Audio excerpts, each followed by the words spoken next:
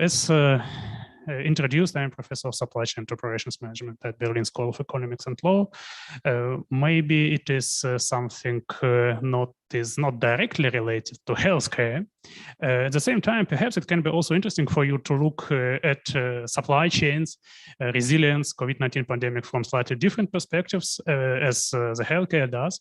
At the same time, especially as the second part of my talk, I will touch the healthcare topics and show some advanced future research idea on intersecting industrial and healthcare supply chains. And I'm also very happy to be here physically, and thank you very much for organizers of these conferences to make a physical event. I mean, so you can do a lot of things digitally. Maybe even you can make presentations digitally, right? So, and it's can be more comfortable, right? You don't need to take care about your dress if you do it digitally, at least not only about the top of your dress.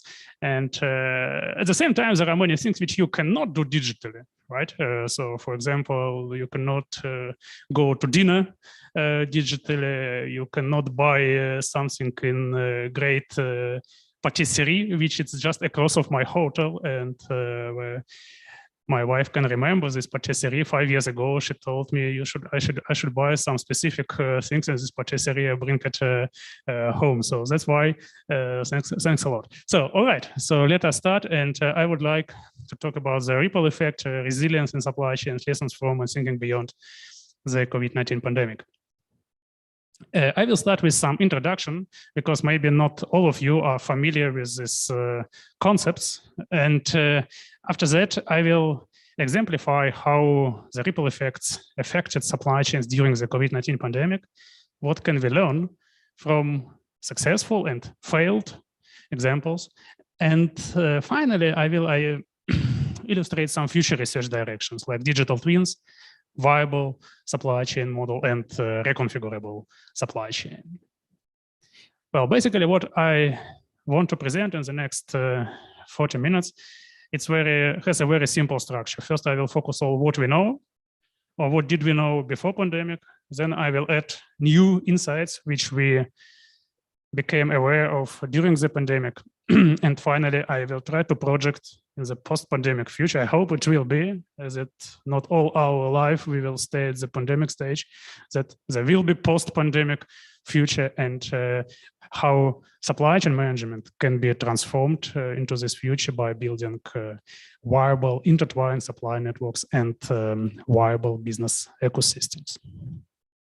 Well, you know, now a lot of people are talking about resilience. Right. And since some of my papers became very popular in the last 2 years, also I am frequently asked by business press, by magazines, by journals, by television companies in Germany to make some interviews. Right. And about 2 weeks ago, I was giving an interview to one of the German business magazines, and the journalist asked me, "Professor, what do you think? Will supply chain management be important also after the pandemic?" I said, well, so supply chain management has been developed for the last 3 decades. It's not just something what appeared during the pandemic, right? So many people become interested in supply chain only if something went wrong, right? Like in operations management, supply chain management. Nobody notices this unless something stops, unless material flows are interrupted, unless products are unavailable. Then people start thinking about supply chains. And interest in supply chain resilience, it's usually born out of crisis. Now, the first wave of research can be related to the end of the 20th century and beginning of the 21st century, triggered by some floods, terrorist attack, September 11, for example, fires and the big fires in the big factories of suppliers. The next wave came through the world economic crisis in 2010-2009. Then the very big trigger of the next research wave was Fukushima, earthquake, tsunami in Japan, which created a lot of new interest, a lot of new literature in supply chain resilience. Pandemic, it's currently maybe the major trend. And if you see that the number of publications, the number of research projects on supply chain resilience and pandemic, it's exponentially growing. And the this has some reasons, right? Because the pandemic became a real stress test for supply chains worldwide. And this stress test identified some missing preparedness, insufficient recovery capabilities, and multiple ripple effects across different industries and sectors. And in these settings, not only supply chains, but also governments, public organizations recognized an urgent need in reviewing resilience of supply chains and enhancing the resilience for future. Well, to define supply chain resilience, it's the company's capability to withstand, adapt, and recover from disruptions, to meet some customer demand and ensure the target performance. And in terms of healthcare, we can say risks are a sort of viruses around us, and resilience is our immune system. Right? So each of us has an immune system. Why? Because we need to protect our body against viruses, and in case we get sick, we need some power to recover. Right? The same with supply chain. Resilience is an immune system of supply chain, and risks are viruses which can make potential negative effects on the supply chain. One specific topic in the resilience is the ripple effect. A ripple effect is something which we can observe in many supply chain disruption situations. A ripple effect describes the disruption propagation in the supply chain network, leading to unavailability of some components and different echelons and associated performance degradation. Like in case of COVID-19 pandemic, some disruptions at suppliers in China propagated to the first tier suppliers, to original equipment manufacturer, and finally to the customers. So this is sort of the ripple effect. When factory closes, some materials, components are missing at the subsequent Hi, bro. Hi, bro. This is... Внимание, работает отряд трейдеров из Союза.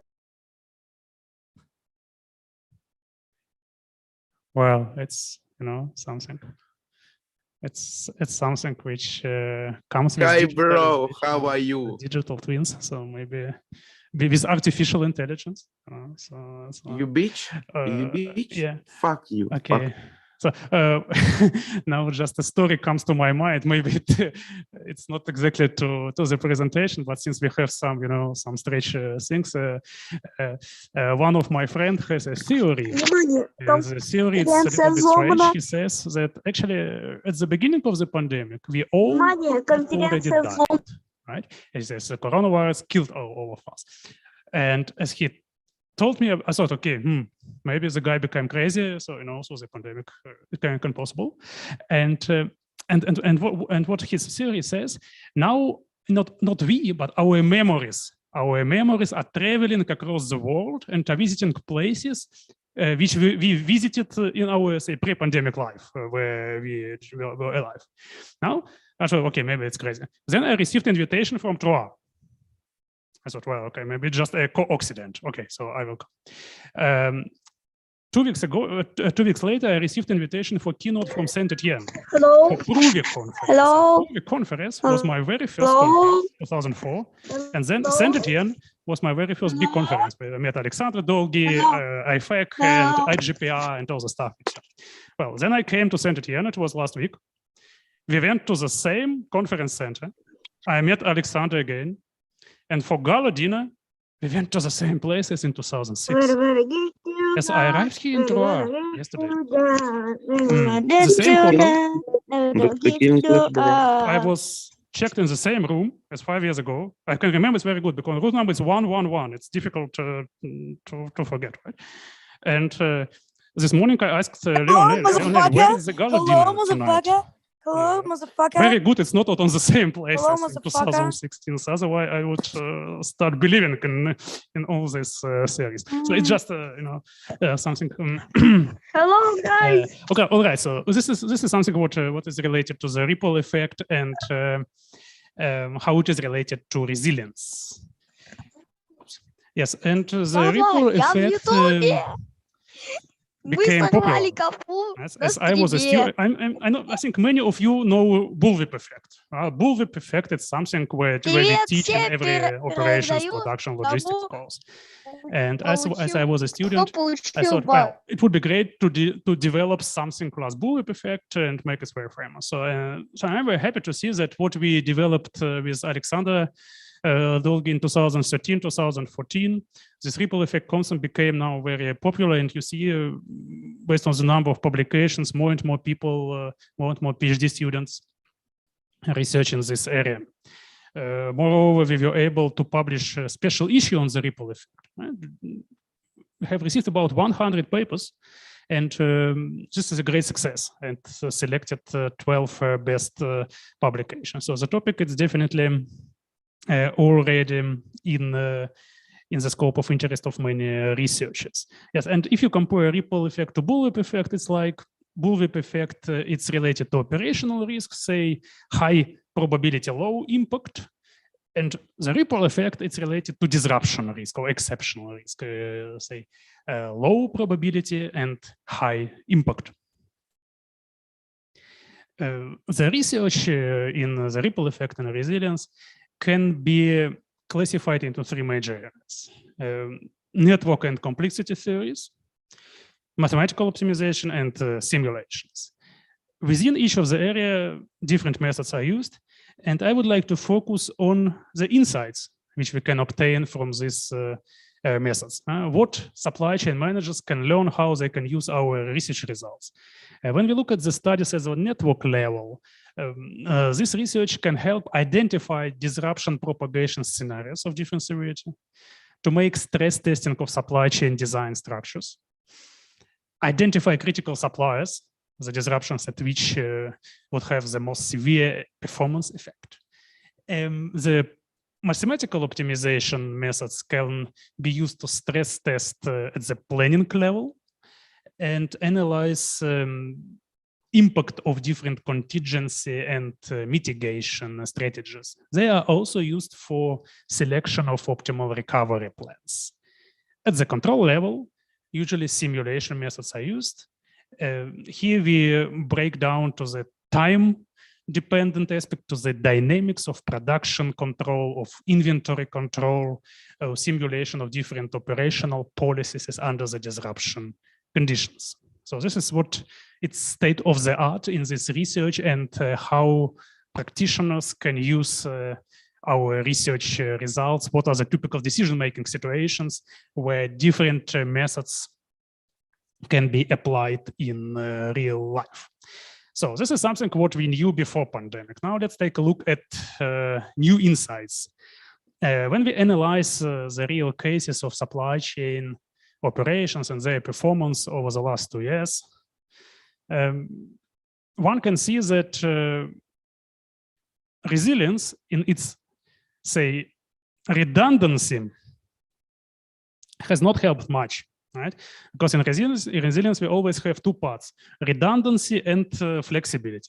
Redundancy is something what we create in anticipation of future disruptions, and flexibility adaptation is something what we use in case of a disruption, right? And such redundancies like excessive inventory, some backup capacities, backup suppliers, they help, say, for the next weeks, for 3-4 weeks after disruptions.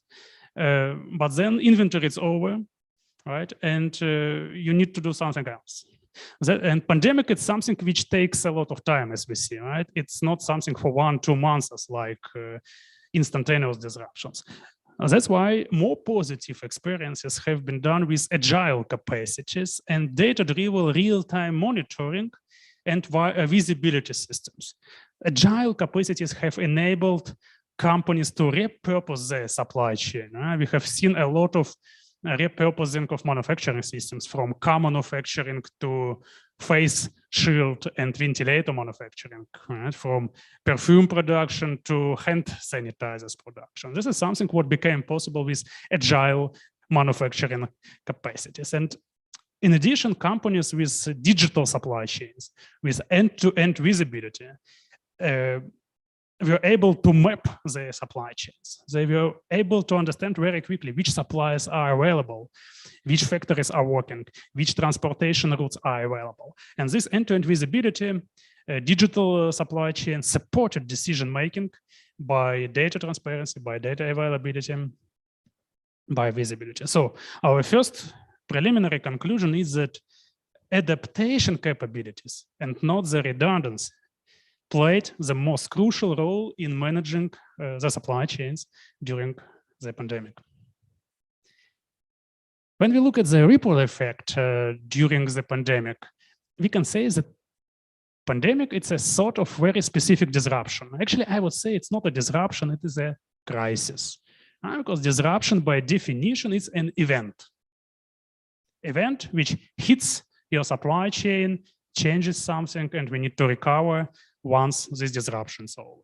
The pandemic is certainly different, right? So it's not an event. We hoped that it is an event, but now we see it is a long-term crisis, right? And recovery should be performed in the presence of crisis. It's also a very specific feature. If you have an earthquake or tsunami or fire, right, it is a kind of instantaneous disruption. It hits your supply chain. Then, when disruption is over, we begin recovering. In the pandemic, we need to adapt in the presence of disruption, and moreover, in the presence of unpredictable scaling of this crisis.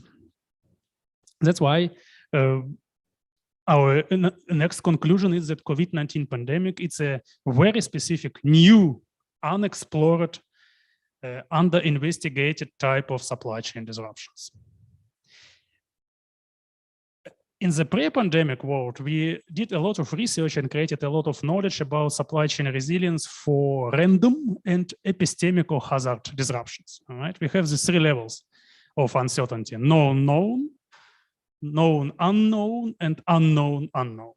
For the first two levels, we have a lot of knowledge. However, for the third level, for so-called deep uncertainty, unknown, unknown, means we don't know what happens, and we don't know what the consequences of this are.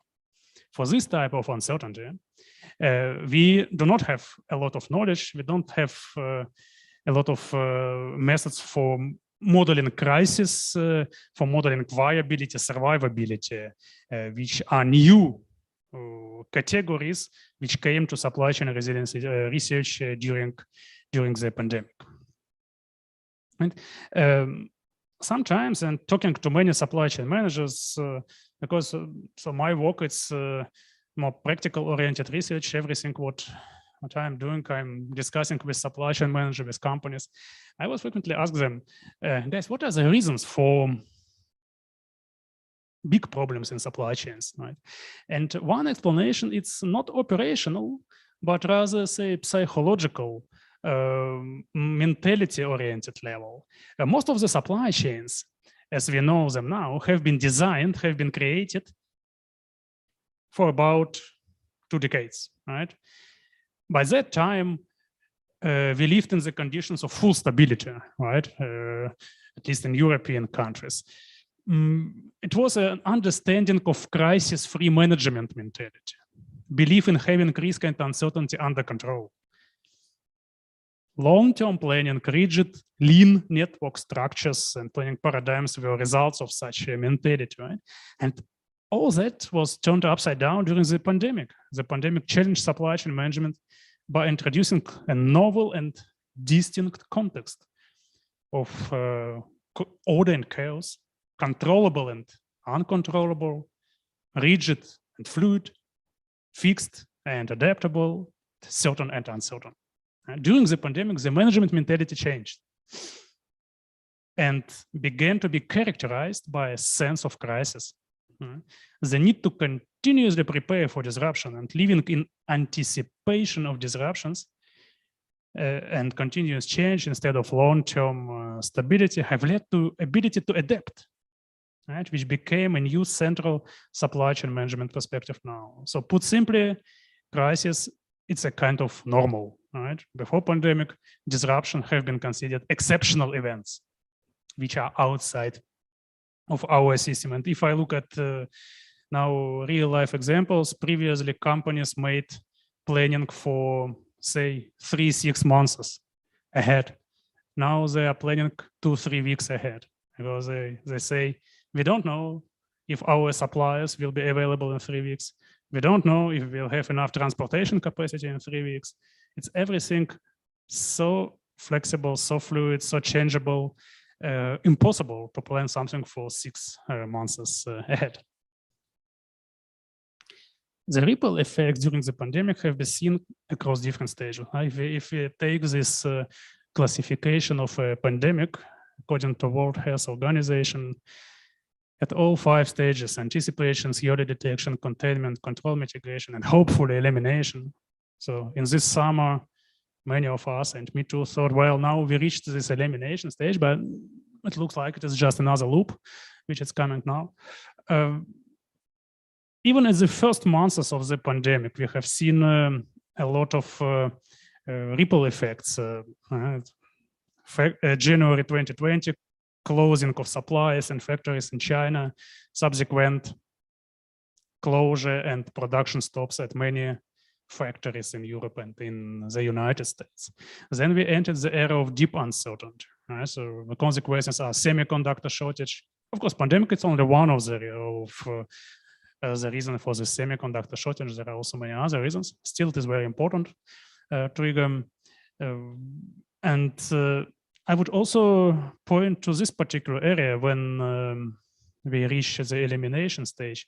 We should not forget delayed effects of the pandemic. Right? During the pandemic, many factories shut down capacities. At the same time, demand can increase, can recover very fast. And in that situation, we can actually see it now. It can come to product deficits because capacity supply, it's not enough. And at the same time, demand is increasing. So this leads to price increases, to the inflation, what we also can see now. Generalizing how the companies coped with the pandemic, one can classify 4 major adaptation strategies, which you see in this slide. Intertwining, substitution, scalability, and repurposing. And these strategies can be allocated across 3 levels: the ecosystem level, network level, and resource level. Intertwining is something which is related to ecosystem level. Perhaps you can remember, especially in the first months of the pandemic, many healthcare supply chains intertwined with industrial supply chains. Because missing capacities in the healthcare supply chains have been replaced by industrial capacities. Substitution, it's related, say, to the network level, where some suppliers which become bankrupt or whatever reason for transportation links do not work, they are substituted by other suppliers. And at the level of resources, the substitution can happen at the level of products. And one product is replaced by another one, as you can see now, right? So 3 years ago, we had huge product variety. Now the product variety reduced significantly. Right? And there are some forecasts that the product variety will be reduced in the next year, even at a higher scale. So the companies will focus on the economy of scale, on the mass production, right? To reduce setup costs, to utilize full advantage of economy of scale. The next adaptation strategy is scalability. Scalability, you can think about Amazon, right? Amazon has significantly increased logistics capacity, scaled it up due to the huge increase in demand, right? Especially during the lockdown periods. It is a source of network scalability. And then we can also think about capacity expansions at the manufacturing level. And finally, repurposing, right? Again, at the network level, it can be achieved through process flexibility by repurposing on flow. And at the manufacturing level, it can be seen in product flexibility by repurposing of resources, like change from car manufacturing to ventilator manufacturing or change from perfume manufacturing to hand sanitizer manufacturing. So all that leads us actually to the question of should we rethink or even reinvent supply chain management given the lessons which we learned through the pandemic, right? Which role adaptability will play in resilience and viability? It's long-term planning still important? It's planning as such under chaotic conditions helpful or counterproductive? Such questions are not trivial. I'm afraid I don't have good answers to them. They're just to motivate thinking, to motivate discussion.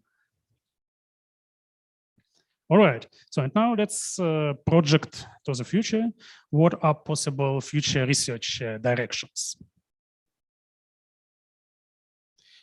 So the first future research direction, which seems to be very important, is the digital twin, to developing of smart, intelligent supply chain.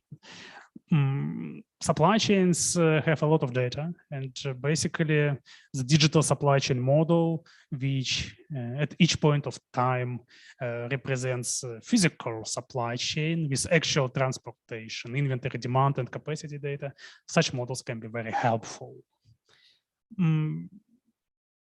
How it can look like? So we did some prototypes trying to develop digital supply chain twins. The idea is that some simulation and optimization tool is connected to external data.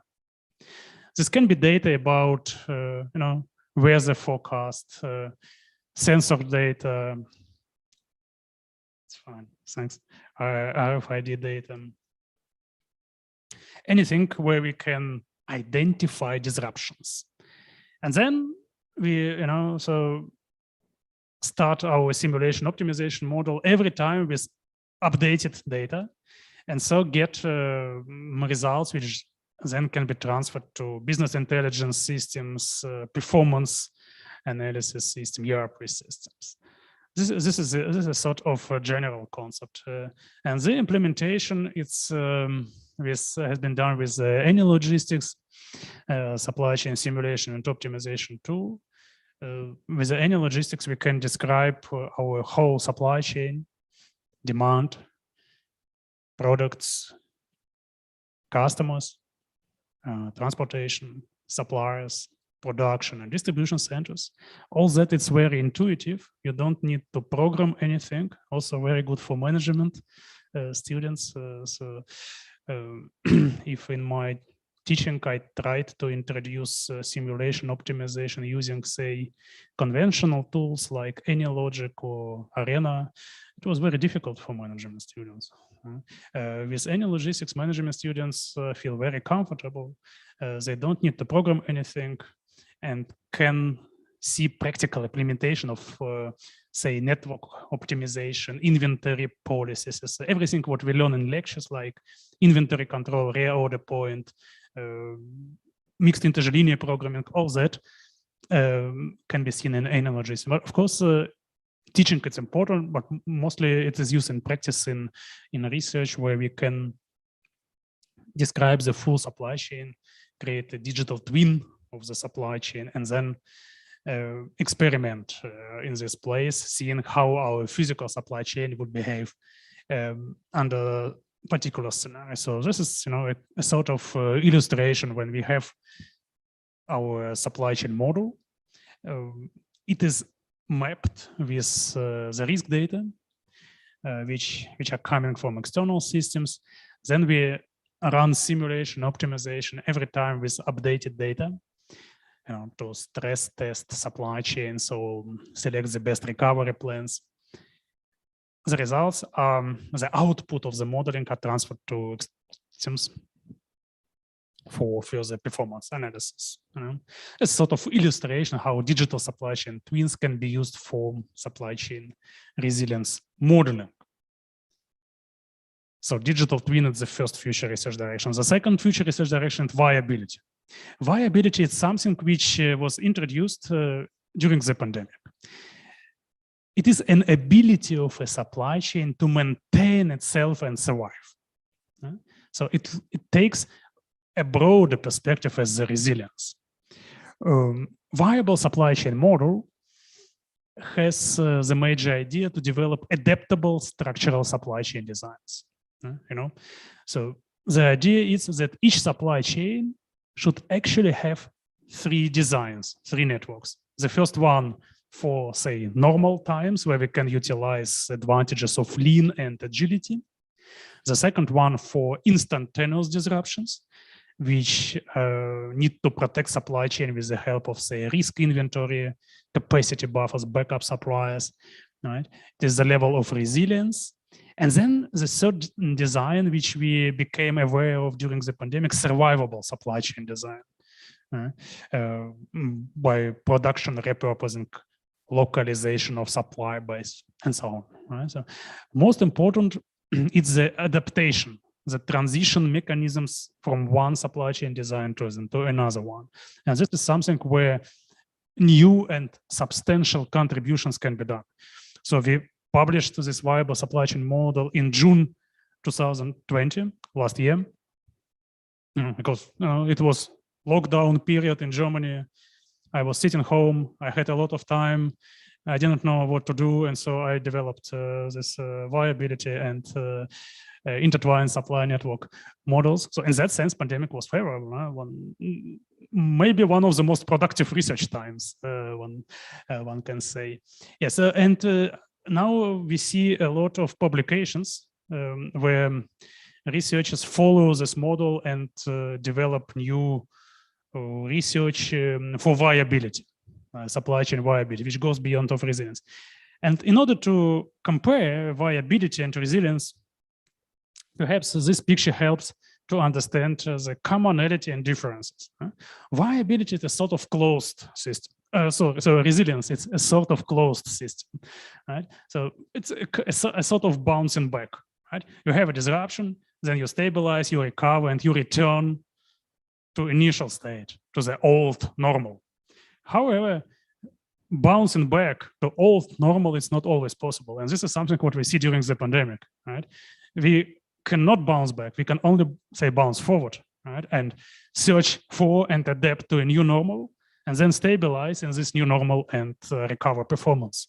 And this is a key idea of viability, which it's slightly different from the resilience. Having actually the same meaning in mind, to develop supply chains which are able to cope with disruptions and do not collapse, do not disappear when facing disruption or crisis. Very close to viability is the idea of intertwined supply networks. So most of research focuses on supply chains or supply networks individually. However, in real life, supply chains are usually intersecting with other supply chains. Moreover, the same company can be a buyer in one supply chain and a supplier at another supply chain at the same time. And one example, suppliers in the automotive sectors are at the same time producers of valves for respirators in the healthcare sector, right? And in this sense, this intertwined supply network where supply chains or even supply ecosystems of different sectors are intersecting, it is a really new, interesting setting for future research. And okay, so this is something where I also started some new research and projects with company with a healthcare sector in Berlin and with industrial sector in Berlin. The key problem is, so for example, at the beginning of pandemic, capacities in healthcare supply chains were insufficient to cover the rapidly increasing demand, right? And healthcare supply chains began to intersect with industrial supply chains. However, this intersecting, this intertwining was done as ad hoc intertwining, right? Resulting in a long coordination, high coordination effort, a long time to ramp up production of healthcare product on industrial capacities. Perhaps one can do it better, when the next pandemic comes, and or so pandemic-like situation. And some hypothesis is that maybe we should create a sort of preparedness, where industrial companies would know in advance which products, which healthcare products they can do on their existing equipments, how they can adapt to healthcare production quickly, efficiently, and also maintaining their normal production. Right? They should also have some benefits from this transformation. So this is something which where I see a lot of potential for future research on the intersecting of healthcare and industrial supply chains. To finalize discussion about viability, with this classification and resilience, intertwined networks and viability, we create a sort of three-level system. In the middle, we have resilience of individual supply chain. Then we have viability of intertwined network, and the highest level of viability of ecosystem. Right? According to United Nations classifications, there are 8 major ecosystems: right? Mobility, agriculture, communication, energy and water, education, leisure, sport and culture, textile and housing, and healthcare ecosystem. Right?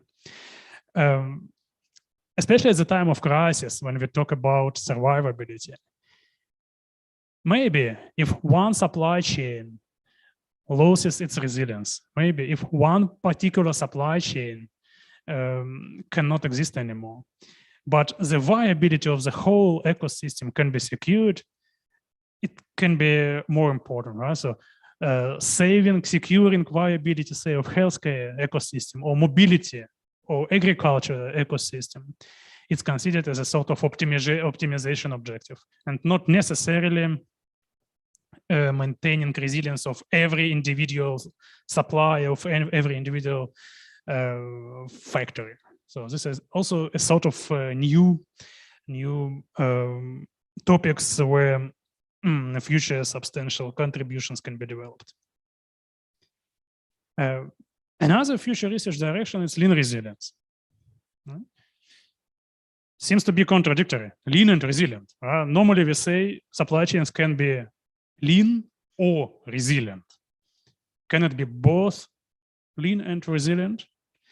So this is actually a very interesting topic. I mean, so we have a lot of knowledge how to develop resilience. Everyone in this room can improve resilience of supply chain within 5 days. What to do? Just increase inventory, introduce some capacity buffers, develop backup supplies, your supply chain resilience. But all this is expensive resilience. Right?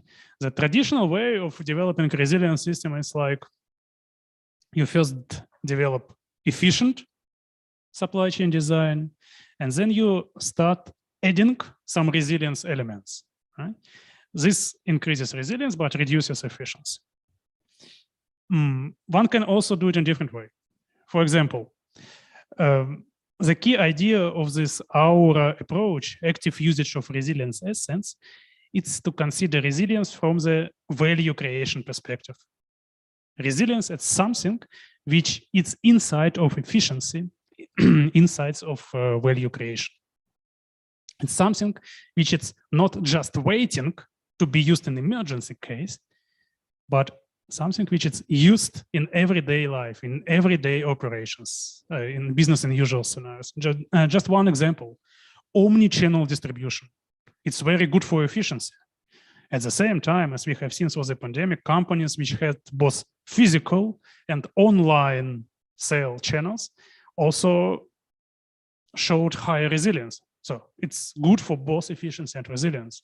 Another thing, additive manufacturing can increase resilience, and it's also of high value for resilience and for efficiency. Another example, we all know from the theory, if we increase the number of distribution centers, our transportation cost in the networks will be decreased. Good for efficiency. At the same time, if we have diversified distribution network, we are also more resilient. Right? So this is a key idea of lean resilience.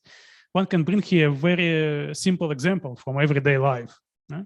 So just imagine you want to secure your house or your apartment, that no one enters your house in your absence. How can you do it? You can install sensors, alarm systems in every window, at every door, so that it will be connected to your smartphone. You will get alerted if someone entered your house. Very expensive and will not give you any value in everyday life. It will only help you in case of emergency, right? So how can you do it differently? Well, perhaps one can buy a dog. It will give you a lot of fun, a lot of joy every day. And in case of emergency, it will protect your house much better as any sensor, as any alarm system. This is something what we mean with lean resilience. Right? Resilience which creates value, helps you to create value every day, and not only used in the case of emergency. All right, so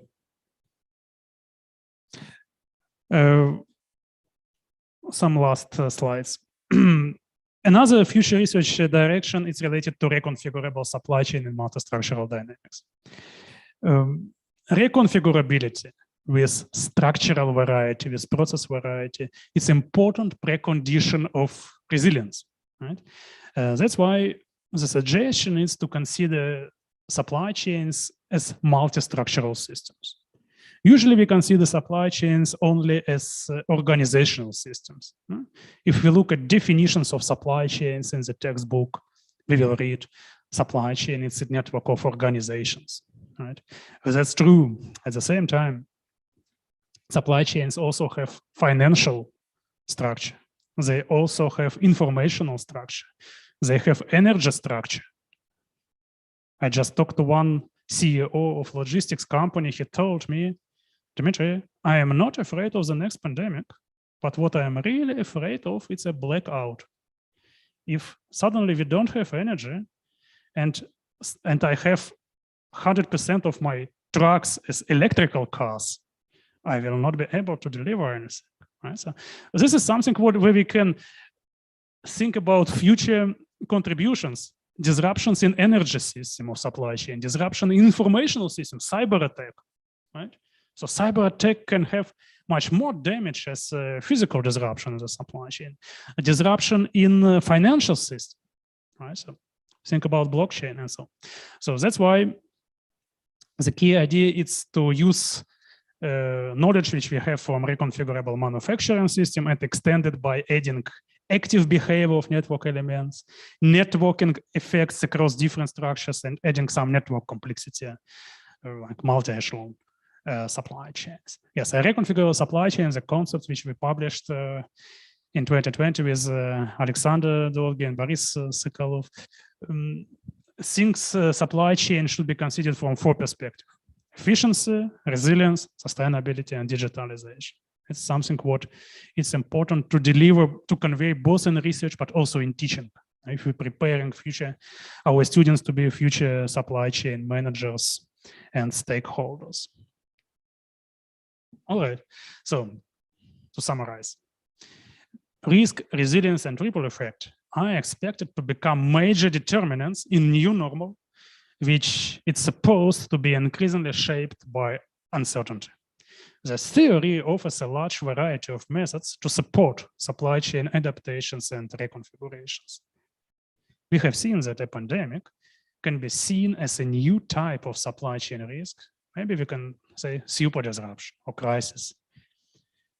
Resilience can be expensive and costly. At the same time, missing resilience can be fatal for supply chains, but also for ecosystems. There are some interesting and motivating future research areas where substantial contributions can be done. They all are related to adaptable, reconfigurable networks, creating digital twins, thinking about intertwined supply networks, reconfigurable supply chain networks, viable networks, more or less developing open system view of resilience. And agenda for supply chain resilience theory for the next years, it's more or less create knowledge about supply chain management under deep uncertainty. Thank you very much for your attention.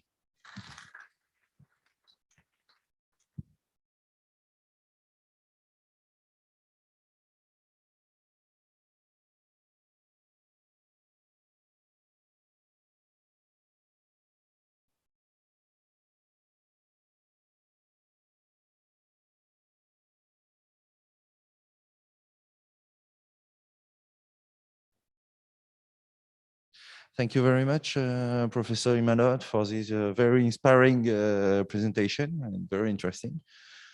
Some question maybe in the attendance.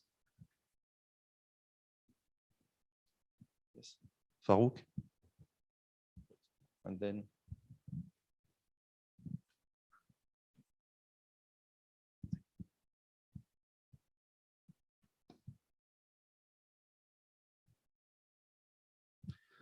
First of all, thank you, Dmitry, for the really, really interesting presentation. I ask you and I thank you to accept our invitation to be able to share and to have your presentation. We have many papers from you to read this last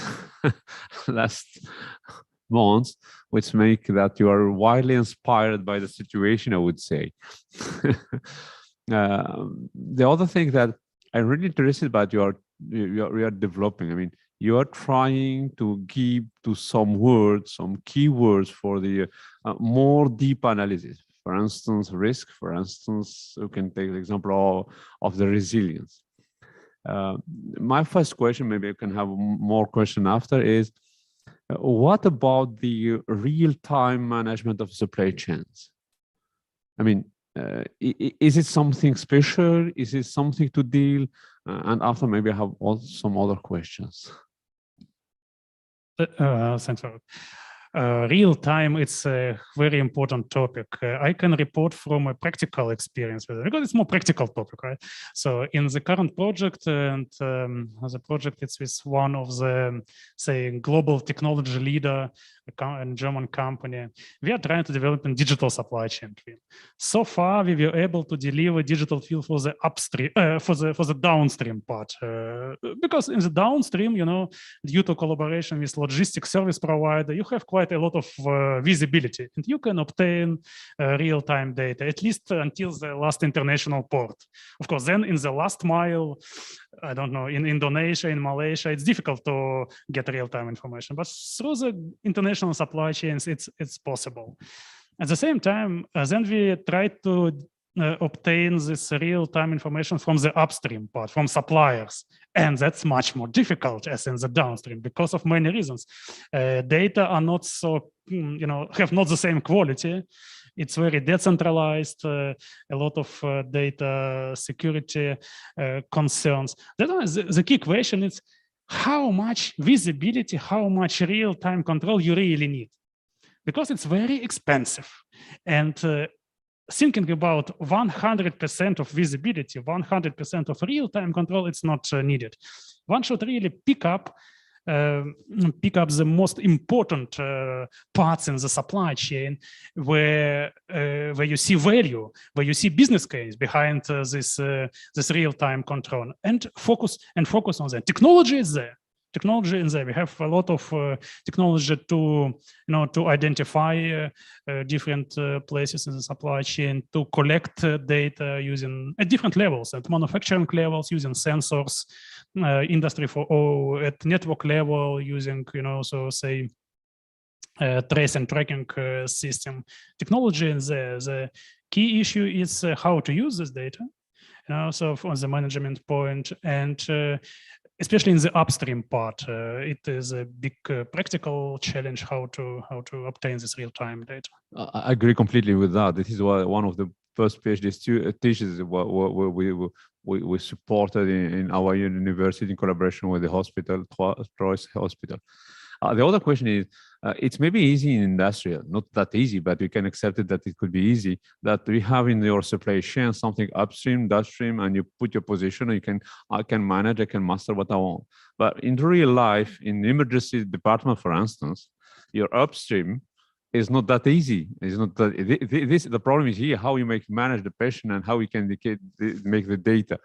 To go in exactly in the same way, then your point of view is what is the valuable and valueless? I'm working inside our Connected Innovation Chair.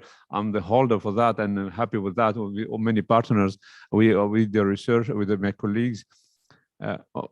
How is it any idea? Is it any strategy about this information, key information of valuable and valueless informations, and involve them in the decisions inside the network or inside the supply chain? Yeah, absolutely. So in this sense, I think it is very important to create at the suppliers, even at the very small suppliers, understanding of importance to be a part of an ecosystem, to be a part of a viable ecosystem. I can bring just one example. Blockchain. And in the blockchain, there is so-called DTF technology, deep tier financing technology. During the pandemic, many suppliers experienced severe financial problems, liquidity problems, and many of them are actually almost bankrupt because the banks do not trust small companies, and for small companies, it's very difficult to obtain financial support from the bank. How can blockchain help? How can this ecosystem you help? With the blockchain, even a small supplier, which is supplier of famous automotive company, if all this is documented through the deep tier financing and blockchain, this supplier can prove that I am a part of automotive ecosystem, and with my part, it's used in this car of this famous company, right?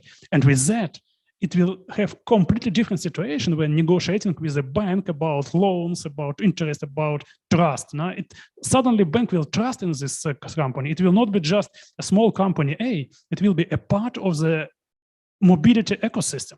So that's something which can convince suppliers, upstream parts to be more open, transparent, to become integrated from the not only from supply chain but also from the ecosystem point of view.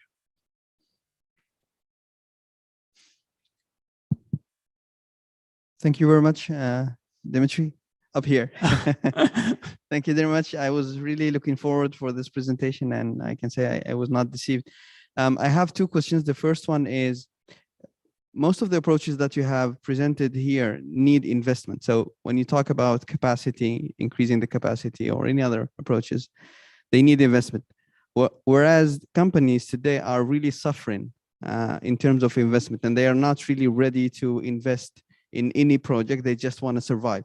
So how can they do or implement the approaches that you're proposing if they don't have the capacity to implement these strategies? Yeah, thank you. Also, a fantastic question. I mean, I fully agree that investing during the crisis can be difficult. Investments should be done before as a sort of preparedness, right? That's why we project here as a post-pandemic supply chain management, right? So to be prepared better for the next pandemic, to invest a little before the crisis comes instead of lose a lot when the crisis is there, right? At the same time, during the pandemic, we mostly think about adaptation. Right? Adaptation. And here again, in terms of investments, the key idea is to try to see resilience from a lean perspective, to see resilience not as investment in nothing, but investment which brings you value in your business and usual situation, which brings you value every day. So resilience is a sort of embedded efficiency and not something which is in contradiction to efficiency. Second question was regarding the crisis that we're having right now. So, the ports in the United States or in different parts of the world are completely blocked. When do you think we will back to normal, or 80% or 90% of the normal? Would it be in 2022, 2023, or should we wait for longer and maybe forget what we lived up until 2019? Thank you. Yeah, so it's Good question, a tricky question. Thanks for that. So basically, I would say any forecasts, as you can see through the pandemic, are very difficult and are frequently wrong. One can only, read the reports, the forecasts of big companies. If you see, for example, for airlines, most of the airlines expect some recovery in 2024. Right? This can be a sort of indication. Also for other sectors, because airlines, it's very illustrative example. They are intersecting with a lot of other ecosystems.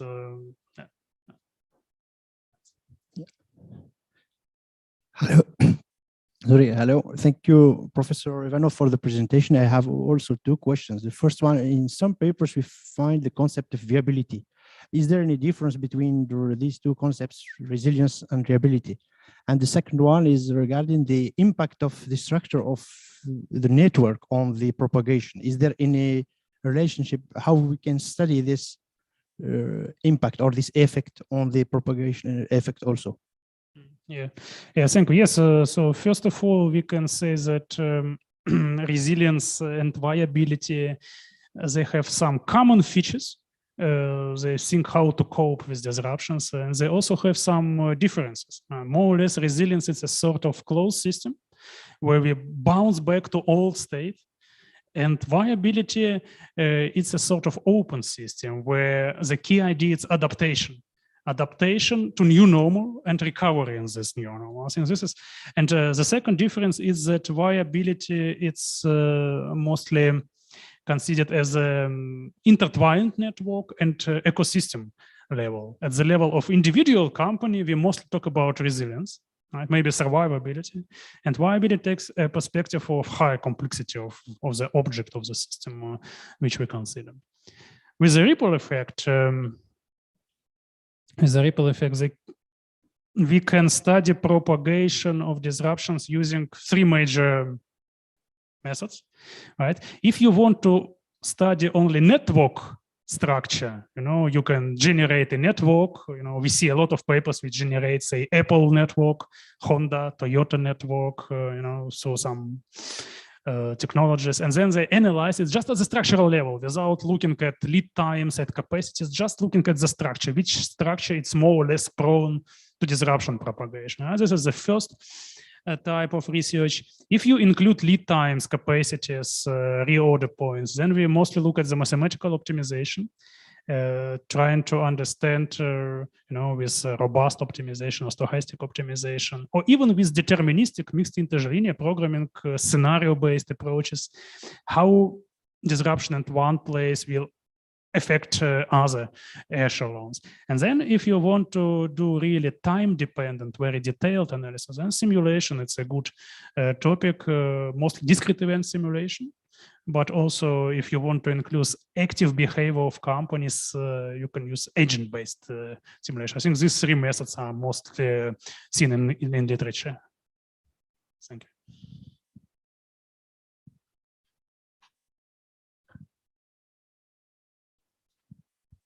Okay, thank you for these interesting questions. Any other? Maybe a remote one? Don't know. No question at the attendance. Okay, so thank you again, Professor Ivanov, for your presentation. Thank you, Professor, for the interesting talk. Yeah, thank you very much for your attention, discussion, for invitation.